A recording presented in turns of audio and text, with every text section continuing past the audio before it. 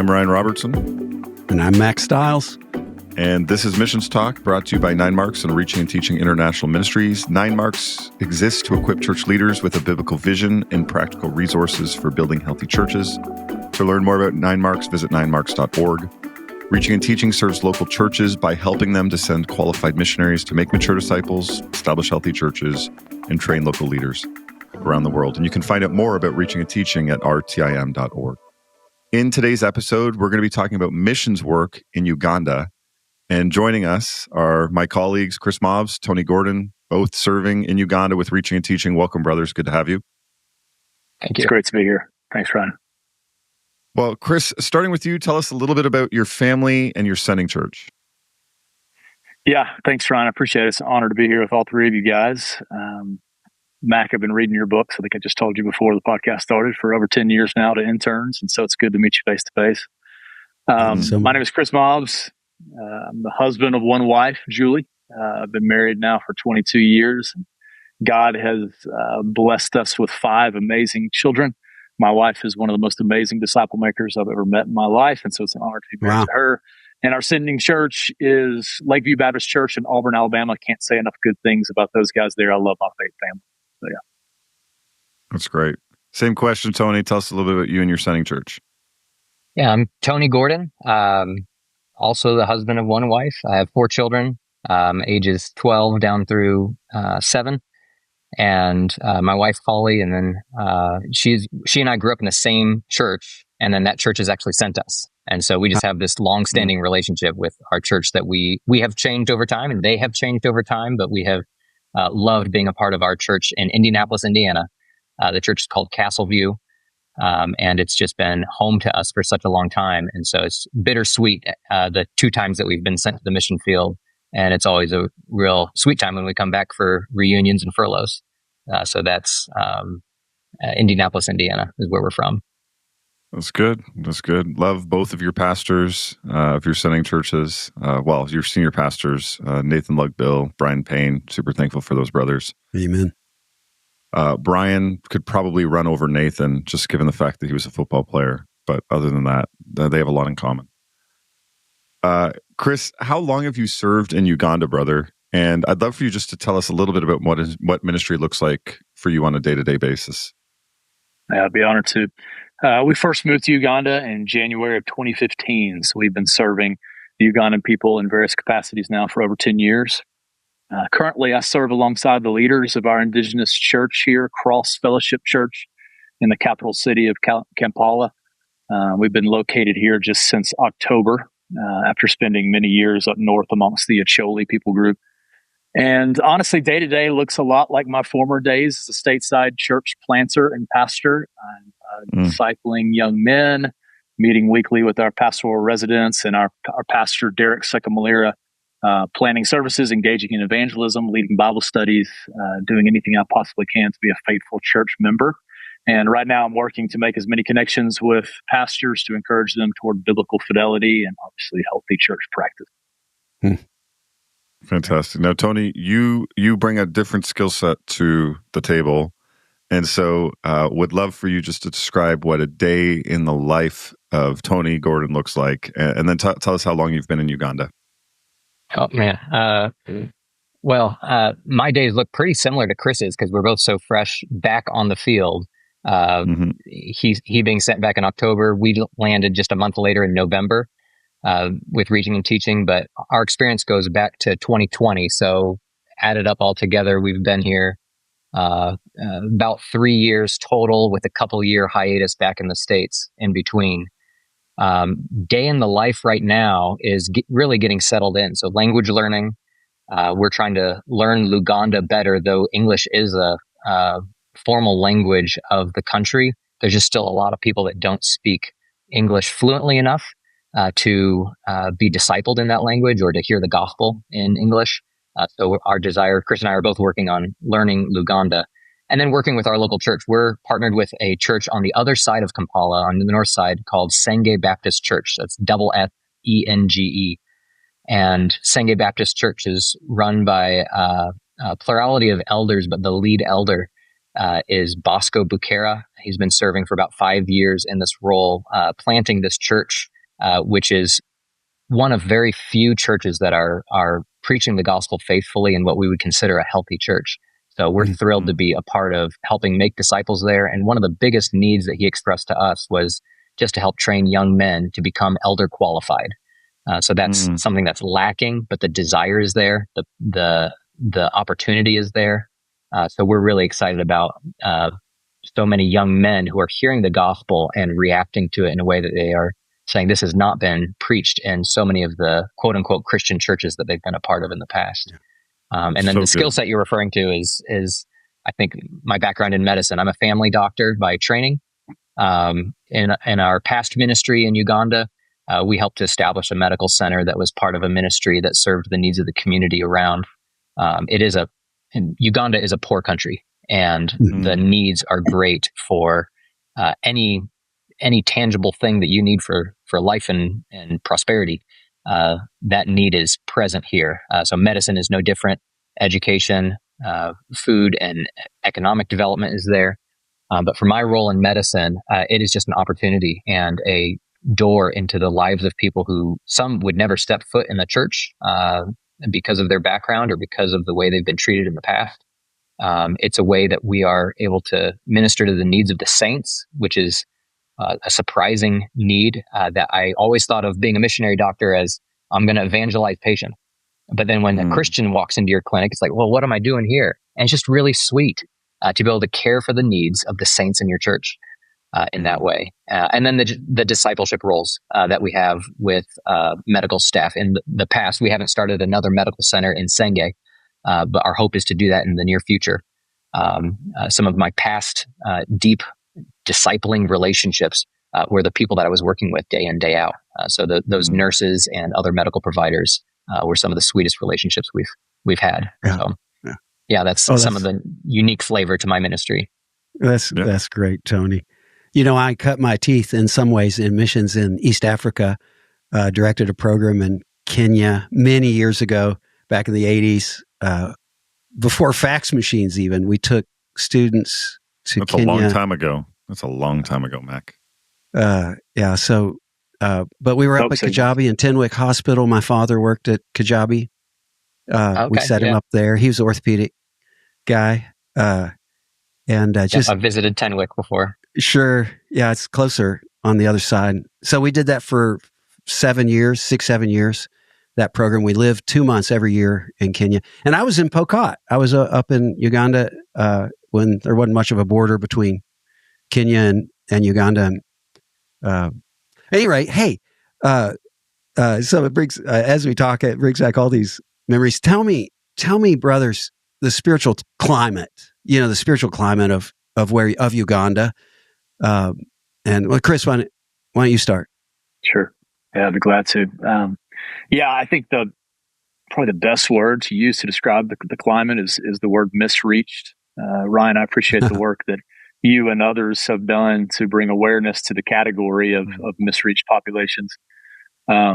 Because when you look at a missiological map, it's going to look green. It's going to look super reached, though there are pockets of unreached populations.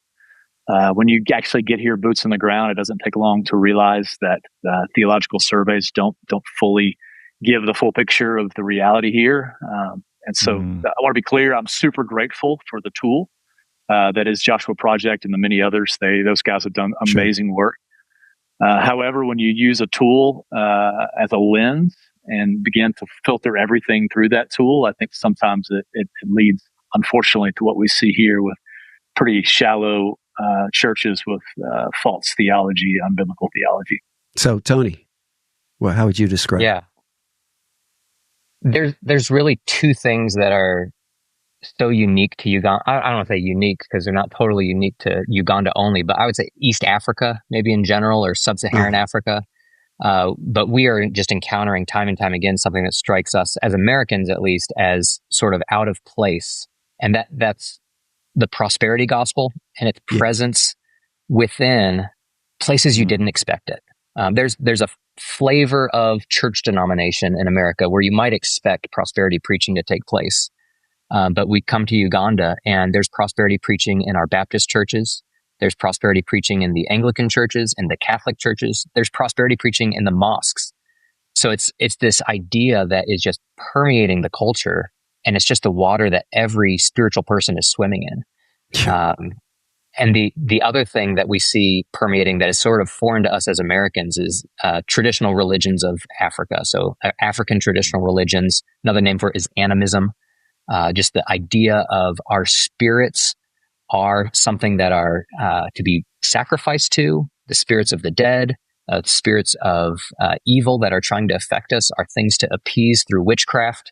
That type of teaching creeps into, again, every denomination, including the ones that we don't necessarily align with, but they find themselves being infected with the same ideas, and it's very difficult.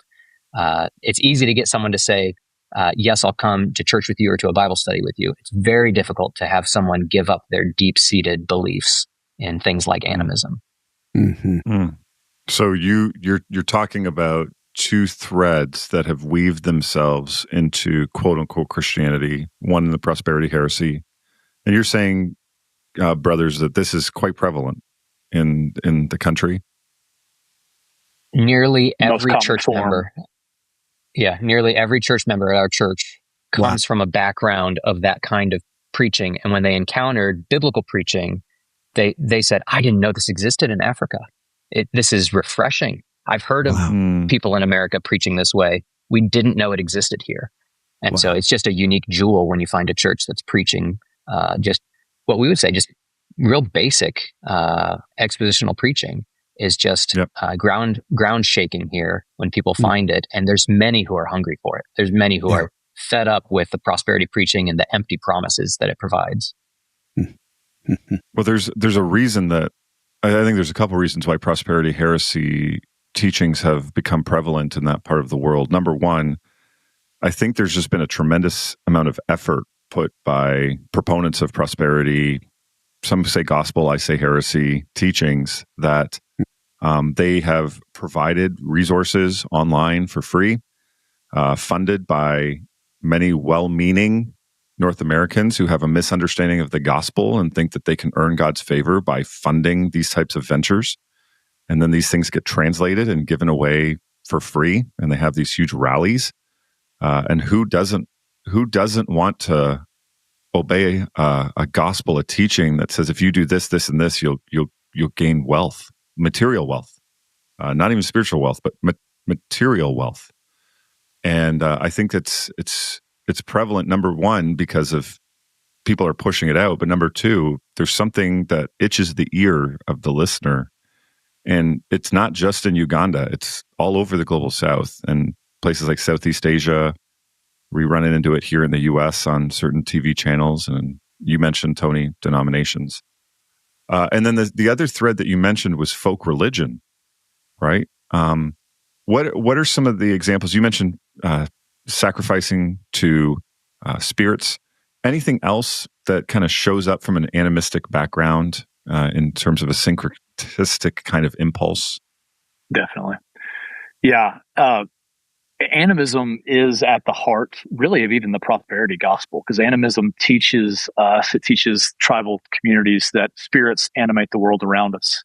And so if we can just do these certain things, then we can buy the favor of God, and we'll create breakthroughs and, deliverance from the strongholds. And so Conrad Mbewe, about 10 years ago, preached a message stateside called, "Are we preachers or witch doctors?"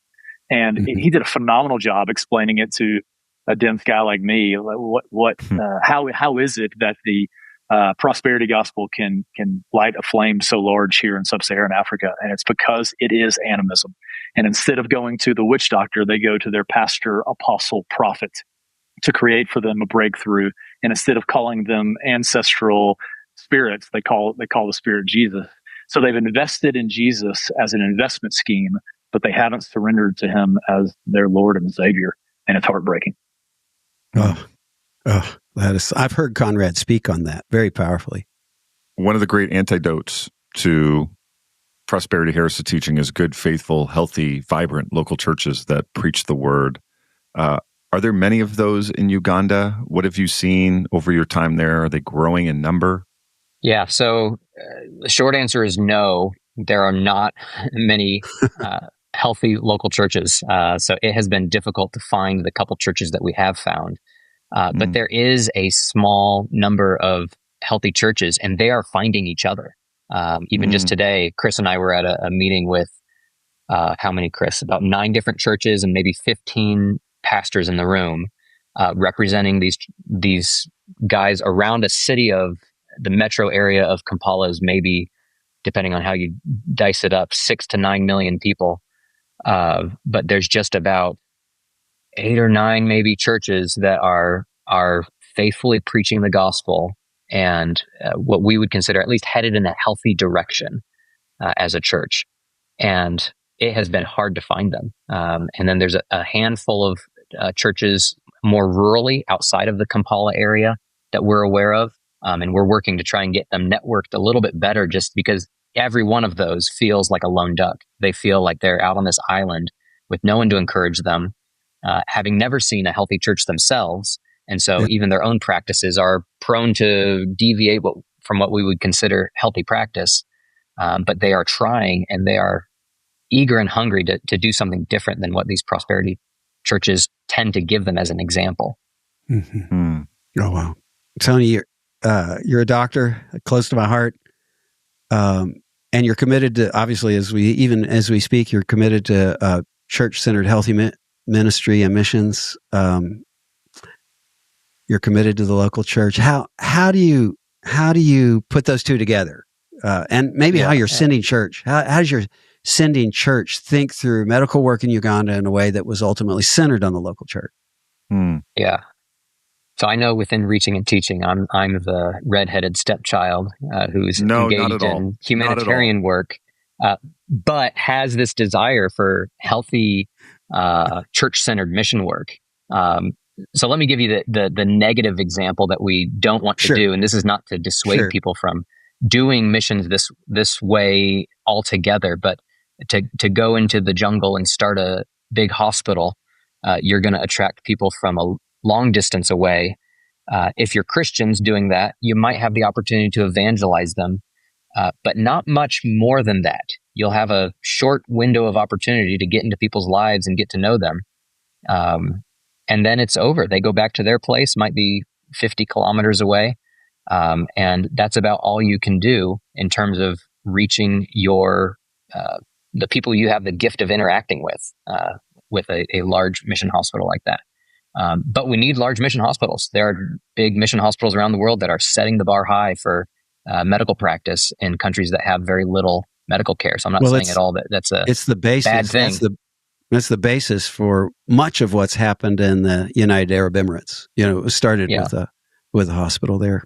But what we would love to see happen is, particularly my background is a family doctor. My focus is much more on that primary care access point when you first need medical help, and ideally when we're preventing medical condition, that we would have an ongoing relationship with the family from cradle to grave, which allows us to interact with people in a community who might be very sick and need regular checkups often, or even the healthy who don't need any medicine at all, but just need advice on how to stay healthy and what vaccines to get, and everyone in between.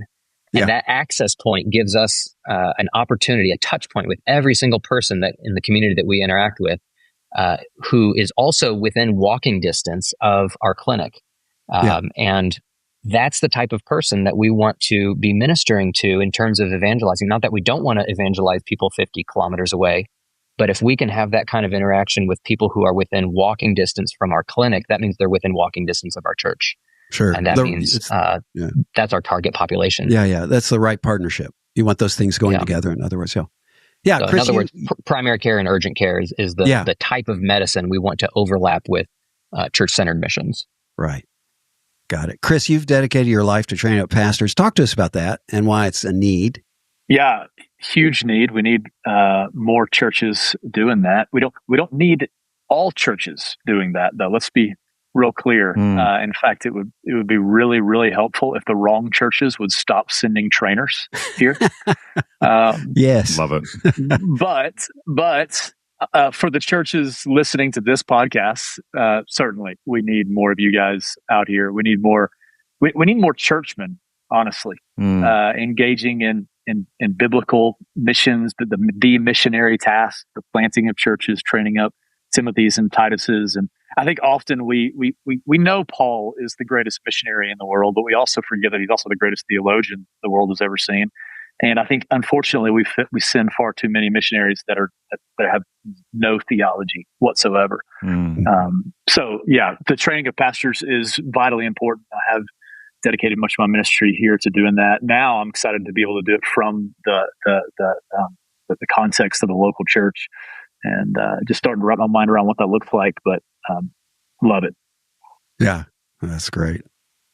It's one of those areas, Kris, that tends to get neglected in modern missions strategies, the idea to train up pastors, because people hear Global South, they see, as you mentioned, Green on Joshua Project. There are seminaries that exist in country, and I think we just take it for granted, like, hey, it's there.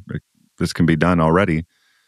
But like you mentioned, we need theologians and churchmen, and I think if churches that are listening to this and aspiring theologians that are listening to this would consider what it would look like to train up pastors.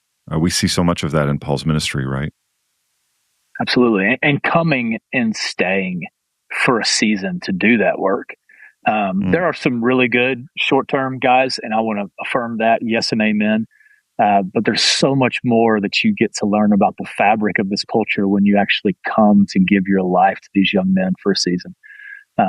So yeah, we need more guys who are willing just to hang out with young men who want to be pastors. And there's so many of them. They're getting on YouTube, and usually that's a bad thing, right? But for these guys, they're getting in contact with Piper and Conrad, and we're just seeing this wave of young people. Uganda is the second youngest country in the world. And we're starting to see these young men who hunger for the word. And there is no Capitol Hill. There's no Lakeview. There's no Castle View. And so we need some guys with a little bit of gray hair, and not gray hair too, but to come out and give their lives to these young men. So of all the possible places to serve around the world, tell us what drew you guys to serve in Uganda. Yeah, for me, it wasn't this deep-seated, heartfelt attraction to the culture of Uganda from reading a biography or reading a encyclopedia excerpt on the country. I just visited. We visited a missionary that our church had supported, and saw the need. And this was when I was in medical school. Saw the need for not only medicine, but the need for gospel. Actually, the what really struck my desire to continue to pursue doing this over the years was interacting with rural pastors in the mountains of Uganda. Kampala is a hilly area, but it's relatively flat all around it. To the edges of Uganda is all these mountains where there's these unreached groups as well.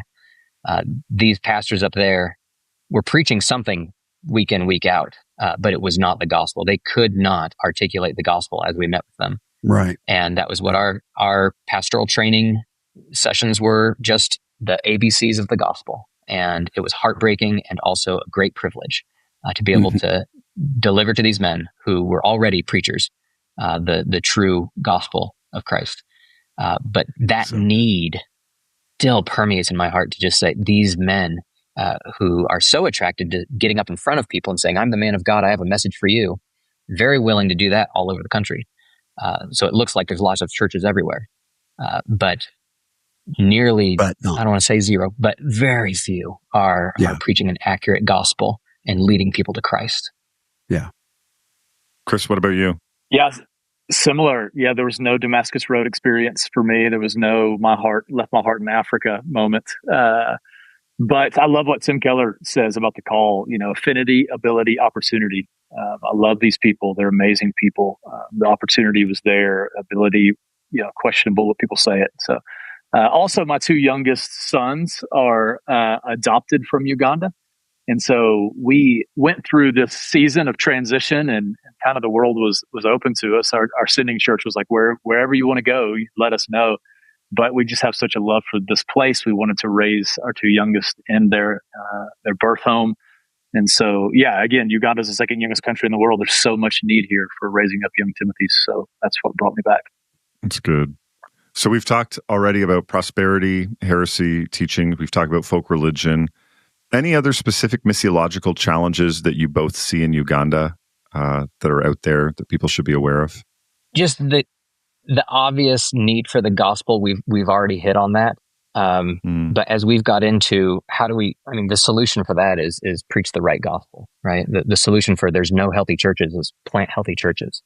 But you get past that, and one of the biggest hurdles that we have hit up country in the rural areas as well as in the city is the issue of poverty. And just how do we think of that second generation of churches being planted, and are they even sustainable? And around that table that Kris and I were at this morning, of the 9 churches, 1, maybe 2 have a tithe income for the church that could support a pastor and his salary.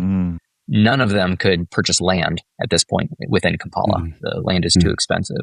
So this idea of church planting within the city is necessarily either dependent on the West, which I'm not saying is a bad thing. I'm not sure that dependence is altogether bad, although I do want things to be sustainable.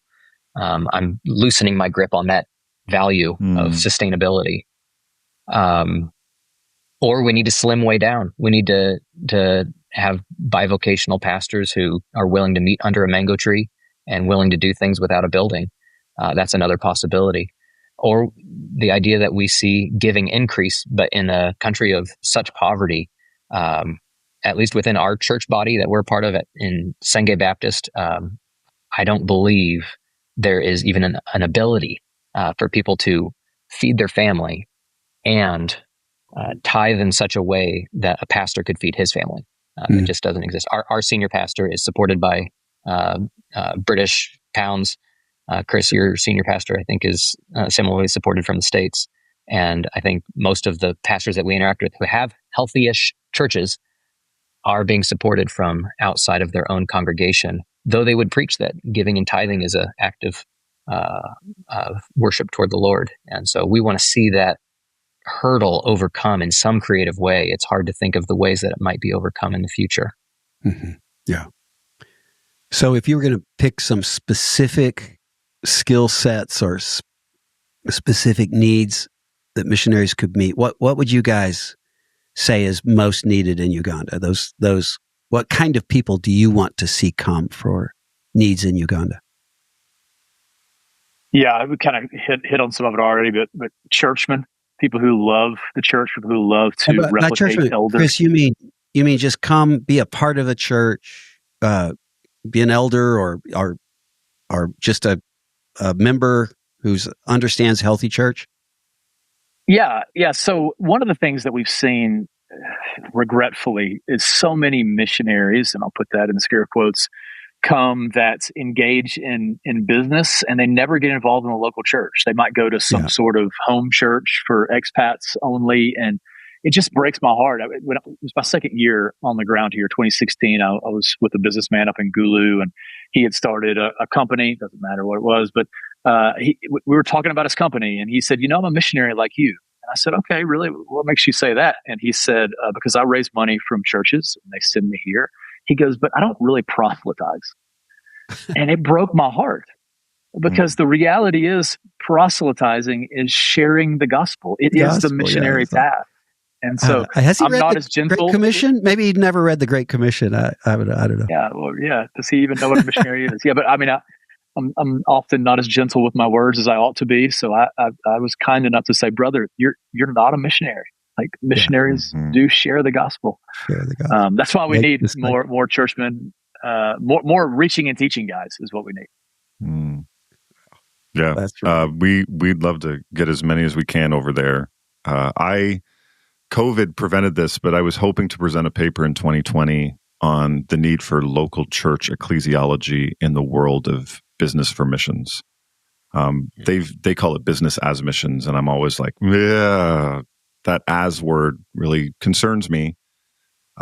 Which one of the reasons we love working with some of the friends that we do stateside that help with business professionals getting around the world, guys like Sam Lamb and others that are super helpful in thinking these things through. Yeah. But yeah, the just love the local church, and that will anchor you in such a good way into that. Ryan, any other specifics? Oh yeah, go ahead, Mack. Well, I was just going to comment on. It's so important to get definitions down right about like what is a missionary. Yeah, you can't be a missionary if you don't make disciples. If you don't evangelize and you don't teach. So, which is how we make disciples. So anyhow, it's just it puts a little salt in my wound, Kris, honestly, to hear people say things like that, because it's good-hearted. They're not bad people. They've not been taught well about what's right. So I think Ryan's right to talk about even little words like as. So, well, hey, so what helpful ways would you want churches back in the States, sending churches to, that have a heart for Africa, to get involved in work in Uganda? What would you tell them? Yeah, I would love for those churches to just take a step back and think carefully about their missiology, and not just strategizing the best way to get the most money into the hands of the people that need to eat or need the medicine or whatever the humanitarian project might be, or even if it is gospel related. But I would love to see those same people thinking really critically the way that 9 Marks and Reaching and Teaching has thought. So I would say just start at the beginning of this podcast and back to where y'all were describing just the 9 Marks of a healthy church applied to missions, and start considering it there. And then maybe just take a step back with your missions team and say, hey, what does this mean for us if we had a clean slate? Some churches that I've talked to recently do have a clean slate. They don't have any missions program going on, and they're saying, how do we start getting involved? I would start there. Yeah. And I think you're going to ask us in a minute about resources. So we'll talk about resources in a second, but just to start with an intentional mind toward missions. Yeah, Tony, I can't tell you how much that was on my heart when I came back after 20 years on the field. That very thing. And so it's coming. This is a 350-page manual, and it speaks to everything we've talked about today, in line with what you're saying. Hopefully it'll be out this summer for that very thing. So I'm so excited when I hear people saying we've got to develop our right missiology. Ryan calls this the iOS of mission. Well, how do you say it, Ryan? It's Missions OS. It's the operating system of missions. So I'm hoping this is the Calvary coming to help that very thing, Tony. So I hope so. And that sounds like a big chunk to bite off for a busy pastor. But hey, find a couple young guys on your missions committee who have some time and say, hey, can you guys digest this, summarize it for me, and let's talk about it. That would be that would be really great. Well, we could start there. What's that called? What's that document called? Well, we don't. The working title right now is Missions Mandate, a blueprint for church-centered missions for missionaries, for missions, for the church. But it's a working title.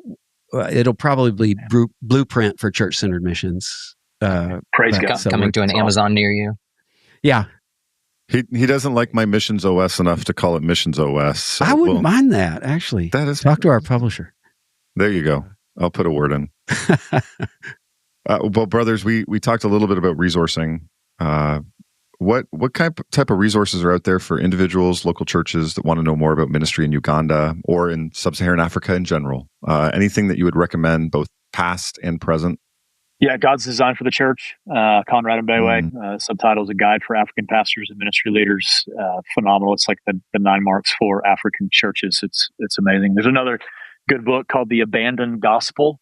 The subtitle of that one is Confronting Neo-Pentecostalism and the Prosperity Gospel in Sub-Saharan Africa. And it's written by African authors as well.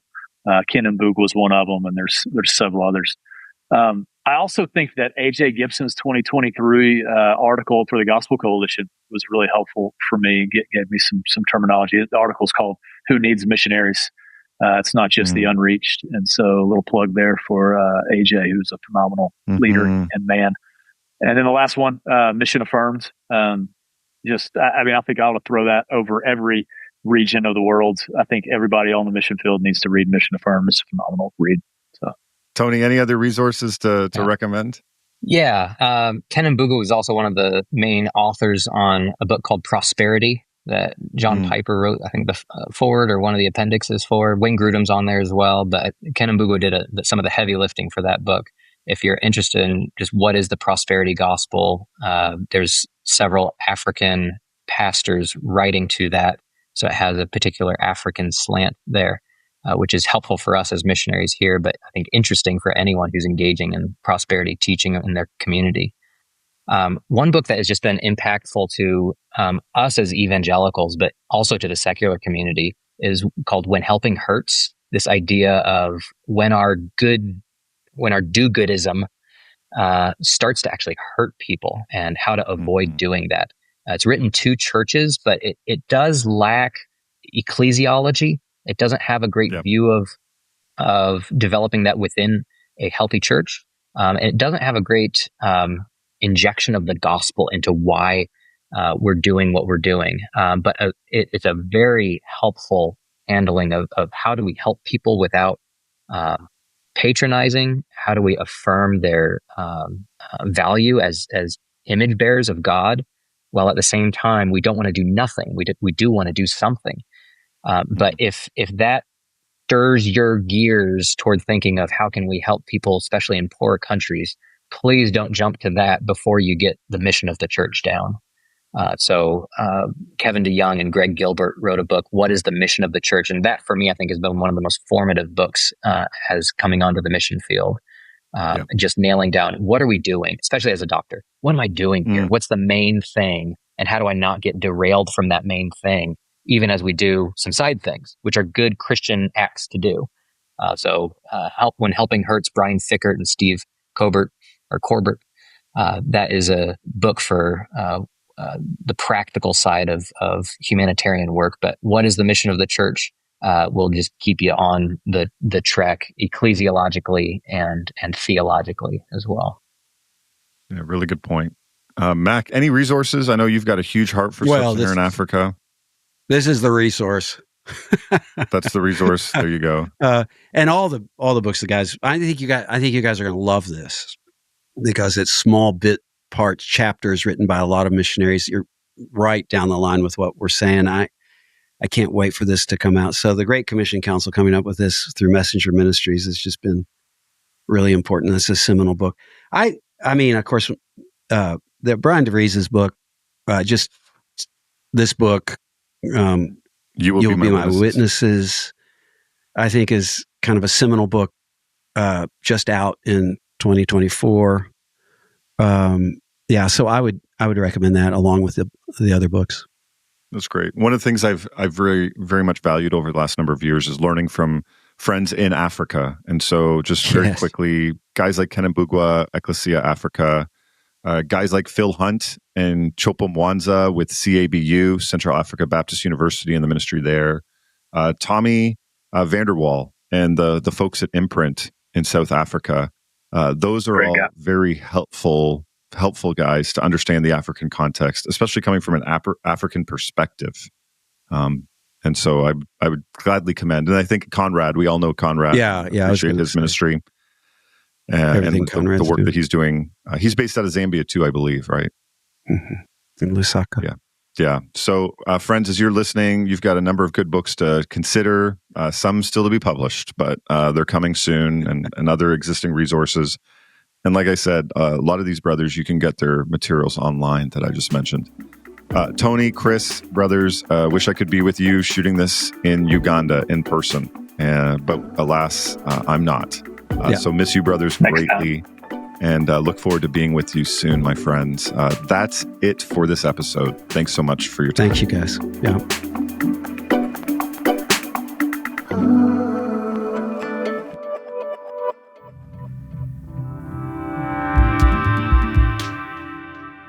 For more articles, books, and podcasts, please visit ninemarks.org.